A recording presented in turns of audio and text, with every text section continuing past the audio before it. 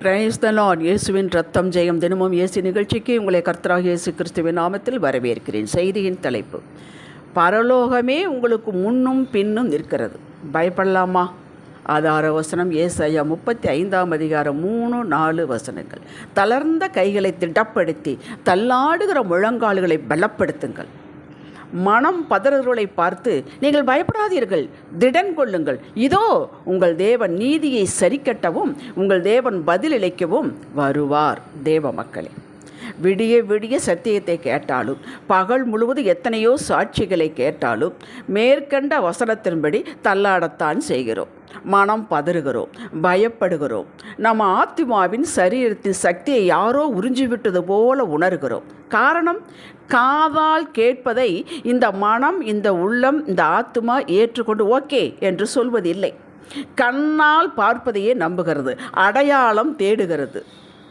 கண்ணால் பார்ப்பதைத்தான் விசுவாசிக்கிறது. இந்த உலகத்தில் நாம் வாழும் வரை இது ஓயாது. இதுதான் நமக்கு அதற்குள்ள போராட்டம். என்ன, நாம் இதில் சிக்கிக்கொள்ளக்கூடாது. மார்க் 4 வசனம் சொல்லுகிறது, கேட்கிற உங்களுக்கு அதிகம் கொடுக்கப்படும் என்றும். இதில் 2 பகுதிகள் உண்டு. காதால் கேட்பது, வாயால் கேட்பது. காதால் அவருடைய சத்தியத்தை கேட்கிறோம், அதை இருதயத்தில் விதைக்க வேண்டும். விதைத்து விதைத்து அதை தியானித்து எனக்கு அப்படியே நடக்கும் என்று வாயால் ஜெபிப்பது. இது 2க்கும் தான் கேட்பது என்று சொல்கிறார். காதால் கேட்பது, வாயால் அவரை நோக்கி நாம் கேட்பது. இந்த காதால் கேட்பது என்பது, நீங்கள் வேத வசனத்தை வாசிக்கும் பொழுது, அறிக்கை செய்யும் பொழுது உங்கள் சத்தம் உங்கள் காதில் கேட்கப்பட வேண்டும். அப்பொழுதுதான் அது உறுதி கிடைக்கும். நம் சத்தம் நமக்கு கேட்கப்பட வேண்டும். காதால் சத்தியத்தை கேட்டு அதை மனதில் வைத்து தியானித்து, வாயால் அவர் வாக்குகளை அறிக்கையிட்டு அப்படியே எனக்கு ஆக கடவுது என்று சொல்லும்போது, இவர்களுக்கு எபேசியர் 3:20 வேண்டிக் கொள்வதற்கு நினைப்பதற்கு மிக அதிகமாய் செய்வார். கேட்டீர்களா? அப்போது எங்கே இருந்து ஆரம்பிக்க வேண்டும்? காதால் கேட்க வேண்டும், விதைக்க வேண்டும், தியானிக்க வேண்டும், ஜெபித்து ஜெபித்து விசுவாசத்தோடு காத்திருக்க வேண்டும் அவருடைய நேரத்திற்கு. இதை நாம் செய்துதான் வருகிறோம். நம்மில் பலர் ஏன் நாமும் கூட அவ்வப்பொழுது பிரச்சனையை உற்று பார்க்கிறோம், இதை செய்து வருகிறோம். அப்புறம் ஏன் நமக்கு இப்படி தள்ளாடுகிறோம், தளர்ந்து போகிறோம் என்றால், பிரச்சனையை உற்று நோக்க அதையும் செய்கிறோம், இதையும் செய்கிறோம். பிரச்சனையை உற்று நோக்கி அதன் தாக்கத்தை உள்ளே அனுமதித்து விடுகிறோம். அதனால் வந்த பலன்தான் தள்ளாடுதல், பயம், சந்தேகம், சோர்ந்து போகுதல். இதன் விளைவு அவிசுவாச ஸ்டேட்மெண்ட், முறுமுறுப்பு எல்லாம் வருகிறது. அதையும் செய்கிறோம், இதையும் செய்கிறோம். என்ன பிரயோஜனம்? ஒரு பிரயோஜனமும் இல்லை. இந்த நோய்க்கு நாம் இடம் கொடுக்கக்கூடாது. நம்ம எனர்ஜி வேஸ்ட்டு, டைம் வேஸ்ட்டு. மறுபடியும் விசுவாச பாதைக்கு வந்து நிற்க நமக்கு பலன் தேவைப்படுகிறது. உள்ளான பலனும் தேவைப்படுகிறது, வெளியான பலனும் தேவைப்படுகிறது. இப்படிப்பட்டவர்களை பார்த்து இயேசு கோபப்படுவதில்லை, மாறாக விசனப்படுகிறார். இயேசுவை வருத்தப்பட வைக்கக்கூடாதல்லவா? எத்தனை பிரச்சனை என்றாலும் இடக்கையாலும் வலக்கையாலும் தள்ளிவிட்டு, என் தகப்பன் கர்த்தர் என்னோடு இருக்கிறார், அவரை மீறி எதுவும் என்னிடம் வந்துவிட முடியாது, என்னை தாக்க முடியாது, நான் அவரது கண்மணி, எங்கள் அப்பா கண்மணி எவனும் தொட முடியாது என்ற தோரணையில் நாம் செயல்பட்டால், பேசினால், ஜெபிப்பதில் தொய்வில்லாமல் இருந்தால், இதில் கர்த்தர் பிரியப்படுகிறார், மகிழ்கிறார். அவரே சொல்லுகிறார், இந்த வசனத்தை கேளுங்கள், என் மகனே, உன் இருதயம் ஞானம் உள்ளதாக இருந்தால் என்னிலே என் இருதயம் மகிழும். உன் உதடுகள் செம்மையானவைகளை பேசினால் என் உள்ளந்திரியம் மகிழும். நீதிமொழிகள் 23:15-16. என்ன ஞானம்? ஞானமாகிய இயேசுவை, அவர் வார்த்தையை இருதயத்தை நிரப்பி, அது இருதயத்தில் வார்த்தையை நிரப்பிவிட்டால் அதற்கப்புறம் வேறு ஒன்றையும் உள்ளே கொண்டு போகக்கூடாது. என் தகப்பன் இந்த வார்த்தையின்படியே எனக்கு செய்வார் என்று உள்ளத்தில் உறுதிப்படுத்தி கொண்டு இதை வாயால் அறிக்கை செய்து திடமாக இருக்கும்போது கர்த்தர் மகிழ்கிறார். அவரை மகிழ்வைக்கிறதுக்கு இது தாங்க, வேறு எதையும் கொடுத்து செய்து நாம் அப்பாவை மகிழ்விக்க முடியாது. இந்த பிரச்சனை மத்தியில் என் பிள்ளை என்னையே சார்ந்திருக்கிறது, அவருக்கு தெரியாதா? இந்த பிரச்சனை உஷ்ணம் அவருக்கு தெரியாதா? பயந்து கொண்டிருக்கிறாள், நடக்குமா நடக்காதா, இது என்ன ஆகும், நிலைக்குமா நிலைக்காதா என்று நீங்கள் சோர்ந்து போய் இருக்கிறது அவருக்கு தெரியாதா? உங்களை வேடிக்கை பார்ப்பாரா? பார்க்க மாட்டார். உங்களை பலப்படுத்துகிறார். எதற்கெடுத்தாலும் என்னை சார்ந்து கொள், என்னையே இருக்க பிடித்துக்கொள், நான் உன்னை விட்டு விடுவேனா என்று கேட்கிறார். உங்களை பார்த்தான் கேட்கிறார். என் சித்தத்தில் நிற்கவே விரும்புகிறாய் என்பதை கர்த்தர் பார்க்க வேண்டும். நீங்கள் அவர் சித்தத்தில் நிற்கிறீர்கள் என்பதை அவர் பார்க்க வேண்டும். அதை விரும்புகிறார். அவருடைய சித்தம்தான் என்ன? அவரோடு ஒட்டி கொள்வது, எதற்கெடுத்தாலும் ஸ்தோத்திரம் செலுத்துவது, அவரையே பார்ப்பது. பிரச்சனைகள் யாருக்கு இல்லை? சூழ்நிலைகள் எல்லாம் மோசம்தான். ஆனாலும் ஆபிரகாம் அவர் சித்தத்தில் நிற்கவில்லையா?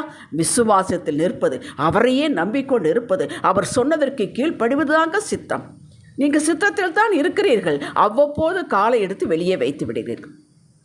அப்படி வைக்கும்போது தான் தளர்ந்து போகிறோம். இது நாம் செய்யக்கூடாது. நாமும் கூட சில சமயங்களில் தொய்ந்து தள்ளாடி விடுகிறோம். இப்படிப்பட்ட சமயத்தில் அவர் நம்மை குற்றப்படுத்தாமல் நம்மை பார்த்து பயப்படாதே, திடமனதாயிரும், இதோ நான் எழுந்து விட்டேன் என்றும், முதலில் நாம் எதை பார்த்து கற்பனை பண்ணி பயப்படுகிறோமோ அதை நீக்குகிறார். அந்த சோர்ஸை நீக்குகிறார். உதாரணம் ஒன்று சொல்கிறேன். ஆதியாக 31:24 வாசித்து பாருங்கள். இவன் யாக்கோபு 2 பரிவாரங்களோடு மாமனாருக்கு சொல்லாமல் கொள்ளாமல், லாபானுக்கு சொல்லாமல் கொள்ளாமல் வந்து விட்டான். இரவோடு இரவாக மாடுகள் எல்லாம் அவன் சம்பாதித்ததெல்லாம் கூட்டி கொண்டு வந்து விட்டான். 3 நாட்கள் கழித்து அவனுக்கே தெரிகிறது. அவன் துரத்தி கொண்டு வருகிறான். துரத்தி கொண்டு வருவதை இவனும் பார்த்து விட்டான். இவனுக்கு ஒரு பயம், எல்லாவற்றை பிள்ளைகளை திருப்பி கொண்டு போய் விடுவானோ என்று. இவன் பயப்படுவதற்கு முன்பாகவே அந்த சோர்ஸிலே லாபானுக்கு இரவிலே சொப்பனத்தில் தோன்றி கர்த்தர், யாக்கோபோடு நீ நலம் ஒன்று வளம் ஒன்று எதுவும் பேசக்கூடாது என்று எச்சரித்து விட்டான். அவனே வந்து சொல்லிவிட்டான், அப்பா உன்னுடைய ஆண்டவர் இப்படி சொல்லிவிட்டார், நான் ஒன்றும் பேச முடியாது என்று. கேட்டீர்களா? அதே இது அவன் பாருங்கள் வந்து கொண்டே இருக்கிறான். அதே ஆதியாக 32:33 வாசித்து பாருங்கள். ஏசா வருகிறான். இது ஒரு முடிஞ்சது. இது ஒரு பயம் நீங்கி விட்டது. அடுத்த பயம், ஏசா வருகிறான் 400 பேரோடு உம்மை சந்திக்க என்று கேள்விப்படுகிறான் யாக்கோபு. அடடா, ஆதியில் வைத்த வன்மத்தை வைத்து கொண்டு வருகிறானே, நம்ம பிள்ளைகளை அழித்து விடுவானே என்று இவனே சொந்தத்தில் மாமிசத்தில் ஒரு ஆலோசனை செய்து முன்னாடி தாதியினுடைய பிள்ளைகள், தாதிமார்கள், அதற்கடுத்து மனைவிமார்கள் எல்லாம் அனுப்பிவிட்டு யாக்கோபு ஆற்றங்கரை தனியாக நிற்கிறான். இவன் பயப்படும்படியாக அவங்க ஒன்றும் நடக்கவில்லை. ஏற்கனவே ஆண்டவர் எல்லாம் ஆயத்தப்படுத்தி விட்டார். ஏசா வந்து கட்டி பிடித்து கொண்டு அழுகிறான். உனக்கு என்ன உதவி வேண்டும் என்று கேட்கிறான். நான் உதவி தருகிறேன் என்று சொல்கிறான். உன் கூடவே நான் வருகிறேன் என்று சொல்கிறான். கேட்டீர்களா? அவன் பயந்தது நடந்ததா? அப்படித்தான் நீங்களும் பயந்து கொண்டிருக்கிறீர்கள். பயப்படாதீர்கள். நீங்கள் பயப்படும்படியாக ஒன்றும் நடக்காது. அப்புறம் எதற்கு இயேசு? அப்புறம் எதற்கு நாம் ஜெபம் பண்ணுகிறோம்? அப்புறம் எதற்கு இப்படிப்பட்ட செய்திகளை கேட்கிறோம்? ஒரு நாளும் கைவிட மாட்டான். உங்களை ராங் பாதையில் போனால் உங்களை கண்டிப்பார், உங்களை மாற்றுவார். அது தனி ட்ராக். ஆனால் எதிரிடம் விட மாட்டார், எதிராளியிடம் விட மாட்டார், பிசாசிடம் விட மாட்டார். பயப்படாதீர்கள். மார்க் 5 உங்களுக்கு தெரிந்தது தான். யாவேறு போய் என்னுடைய பிள்ளை இறந்து போகிற சமயம் இருக்கிறது, நீங்கள் வாருங்கள் என்று இயேசுவிட கேட்குறார். இயேசு வருகிறார். வரும்பொழுது குறுக்கே 12 வருடத்தில் ஒரு ஸ்திரீ வருகிறாள். அவள் வந்து உதரம் நிற்காத கூடிய ஒரு ஸ்திரீ. அவள் தொடுகிறாள். இது உங்களுக்கு தெரியும். அங்கே அந்த இடத்துல லேட் ஆகி விடுகிறது. அப்புறம் மறுபடியும் வருகிறார்கள்.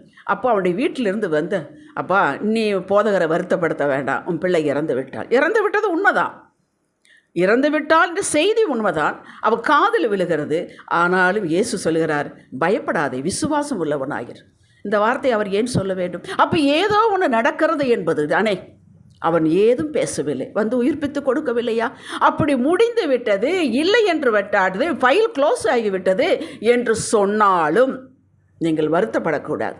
இன்னும் தொக்கி கொண்டிருக்கிறது. கர்த்தர் சொன்னாரா? கர்த்தர் எப்படி சொல்வார்? வேதத்தின் மூலம் சொல்வார். உங்கள் உள்ளான உணர்வின் மூலமாக சொல்லுவார். நிச்சயம் உங்களை கைவிட மாட்டார். மாற்று ஒன்று செய்யாமல் உங்களுக்கு விட மாட்டார். பதிலுக்கு பதில் ஒன்று செய்வார்.